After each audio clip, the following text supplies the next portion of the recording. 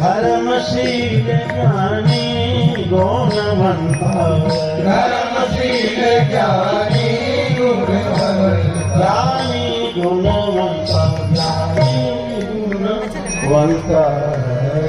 धर्मशील अयोध्या मिथिला के लोग कैसे हैं? धर्मनिष्ठ हैं, ज्ञानी हैं, गुणी हैं, सुंदर हैं, शुचि हैं। शुचि का तात्पर्य पवित्र है, तन से भी, मन से भी, धन से। एक अमराई है, आम का बागीचा। विश्वामित्र जी कहते हैं राम ठहरो, जीव ले। और वहां जो सेवकगण लगे हुए थे उनके द्वारा संदेश जाता है राम महाराज जनक को। महाराज जनक अपने दरबारियों के साथ, मंत्रियों के साथ विश्वामित्र जी के पास पहुंचते हैं वाणी करने के लिए। तो भगवान तो विश्वामित्र जी ने कहा जाओ थोड़ा घूम जाओ, आम का बागीचा बड़ा शीतल हवा, जाओ देखो जरा घूम आओ। तो श्री राम जी, श्री लखनलाल जी घूमने चले गए। क्यों कि उनके मन में यह बात है कि जगत की नियंता है, जगतपति हैं, साक्षात ब्रह्म हैं। हमारे मनुज लीला कर रहे हैं।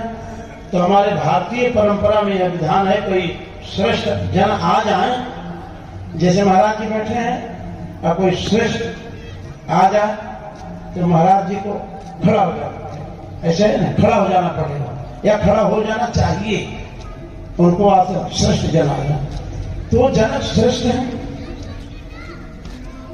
और वो जब आ जाएंगे तो अब राम जी लीला कर रहे, तो इनको खड़ा होना पड़ेगा, तो एक मर्यादा खत्म हो जाएगी। और ब्रह्म की ये मर्यादा नहीं है, ब्रह्म आए और जीव खड़ा हो जाए, ये तो बात। और जीव आए और ब्रह्म खड़ा हो जाए, ये मर्यादा नहीं। तो कहते जाओ घूमो, जब याद करूंगा तो आगे। सब दरबारी समेत महाराज जनक बैठे हैं। तो विश्वामित्र जी सब समाचार पूछते हैं, समाचार होता है, आग्रह करते हैं कि चला जाए। तो भगवान को मन से याद करते हैं राजा विश्वामित्र जी। जैसे याद किए भगवान एक तरफ आके खड़े हो गए, तो एक तरफ राम जी और एक तरफ लखनलाल। और जैसे राम जी आके खड़े हुए कि जनक समेत जितने मिथिलावासी वहां थे सब खड़े होकर के भगवान का। और जैसे वो लोग खड़े हुए और से विश्वामित्र जी का राम बैठो, लक्ष्मण बैठो। तो राम जी लक्ष्मण बैठे गए, दरबारी लोग खड़े हैं। जनक जी ने देखा राम जी को, स्तब्ध हैं, देखते ही रह गए। क्यों? इनको तो मैं अपने हृदय में देखता हूं, इनको तो मैं अपने दिल में देखता हूं, ये तो मेरे हृदय में रहती थी, बाहर कहां घूम रहे? शुक्ला ये तो मेरे हृदय में है, ये बाहर कहां? एकदम आश्चर्यचकित है और अंत में रुका नहीं गया। तो विश्वामित्र से पूछने लगे आखिर ये कौन है?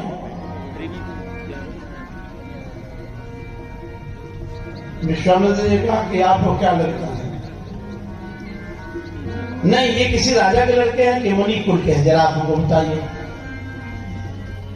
आपको क्या लग रहा है, आप बताइए। तो महाराज जनक जो है बताते हैं, सहज विराग रूप मुनि मोरा, सहज विराग रूप मन मोरा, सहज विराग रूप मन मोरा, सहज विराग रूप मन मोरा, थकित होत जिमि चंद चकोरा, थकित होत जिमि चंद चकित होत जिम चंद चकोरा चकित होत सहज विराज रूप मुनि मन मोरा सहज विराज रूप मन मोरा सहज विराज रूप मन मोरा सहज विराज रूप मन मोरा सहज विराज आप देख रहे हैं काठगोदाम सीट पे दूसरी बैंकट हॉल पे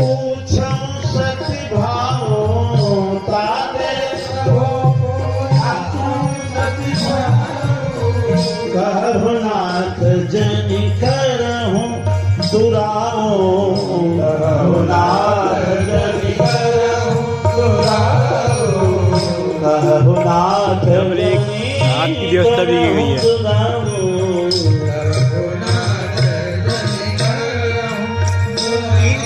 इनके तरफ मैं खींचा जा रहा हूं, इनके तरफ मैं ये मुझे खींच रहे हैं। आखिर ये कौन है,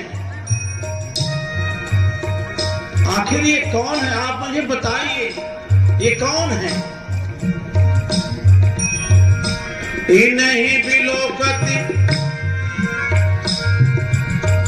इन्हीं बिलोकति अति अनुरागा इन्हीं बिलोकति अति अनुरागा इन्हीं बिलोकति अति अनुरागा इन्हीं बिलोकति अति अनुरागा पर बस ब्रह्म सुख ही मन त्यागा बस ब्रह्म सुख ही मन त्यागा बस ब्रह्म सुख ही मन त्यागा। विश्वामित्र जी महाराज जनक को बताना चाहते हैं और जैसे बताना चाहते हैं वैसे भगवान मुस्कुरा। सुंदर कांड का कार्यक्रम आप देख रहे हैं। विश्वामित्र की समझ गए कि बताना नहीं है, छिपाना।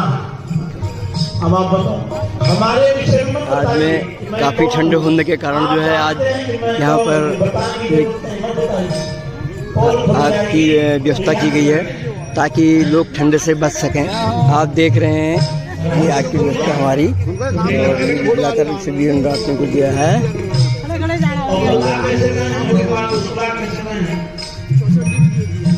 जहाँ जितने प्राणी हैं ये जगह कि आप सीधी बैंकट हॉल में आज जो है भव्य कार्यक्रम चलाया जा रहा है। ये सबको प्रिय है और सबको प्रिय कौन होता है, तो सबको प्रिय भगवान ही होते हैं। आपसे पूछा जाए कि सबसे नजदीक सबसे प्रिय आपको कौन है, तो आपका सबसे प्रिय भगवान। ये जितने प्रिय हैं आपने अंदर छोड़ दिए। नानक जी कहते हैं सती जी कि लोग कहते हैं ये 8वां आश्चर्य नानक जी देखते हैं कि ये लोग कहते हैं ये हमारे हैं, ये हमारे हैं। अजय विचार नहीं थे तो दूसरा कोई तो जाता नहीं है, चलन की बात है।